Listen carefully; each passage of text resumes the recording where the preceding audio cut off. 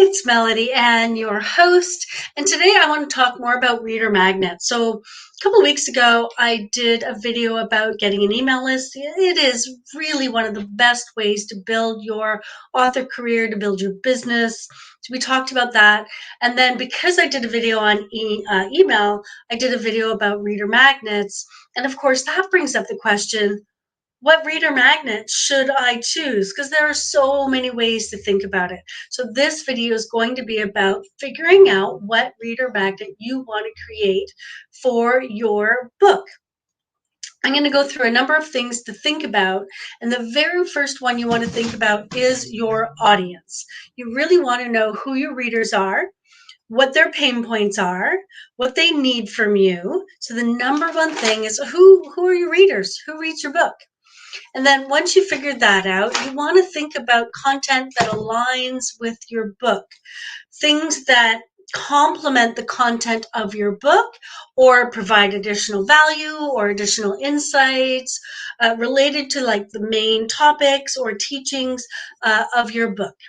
And then remember to address specific pain points or your reader's specific goals, right? Is you want to get as specific as possible. I mean, you could, if you're an expert, you could probably write 5 books on a topic. Let's say you've written one. Now that topic is kind of a, niche of the bigger topic. And so what are the pain points around that? That might be a good content. And then format preference. What are they looking for?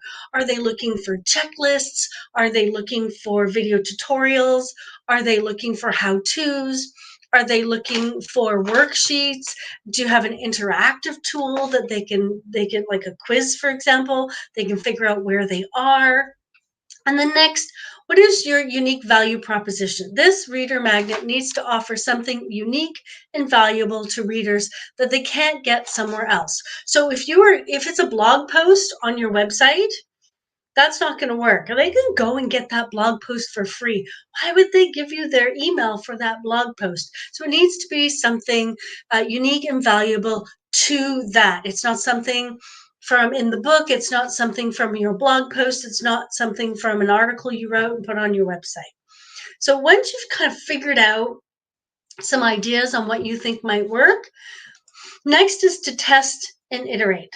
So for example, if you have on your website, you have a book page. So a page where people can come and read about your book.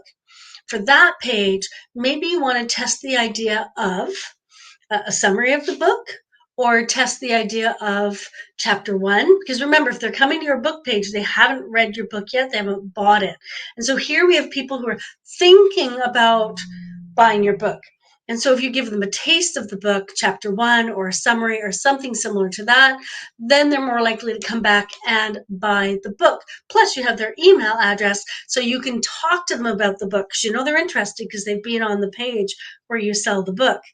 So that's one idea. Well, what if they've already bought the book and you want to capture their email because you want to build a longer term relationship? Maybe on the inside of the book, there's a link to a landing page that, maybe it is a worksheet to help them with, something in chapter 2.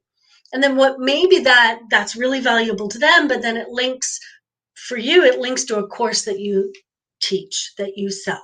And so that would be another one. So once you have these ideas, test and iterate, test and iterate, test and iterate.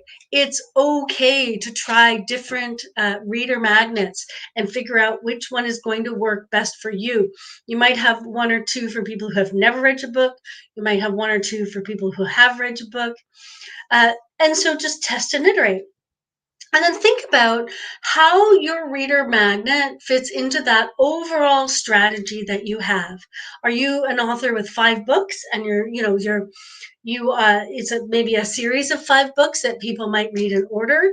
Then maybe the first chapter of the first book might be a really good lead magnet, because then you have the income potential of people buying all 5 books. So think about that longer term relationship that you want to build with that reader, with the person on your email list, and integrate that into your promotion.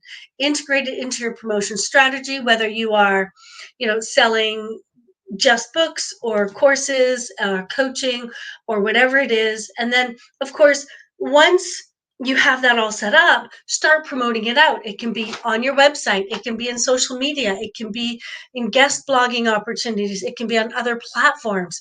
There's lots of places where you can promote that lead magnet. It doesn't just have to be on the book page or inside the book. There are lots of places you can promote that.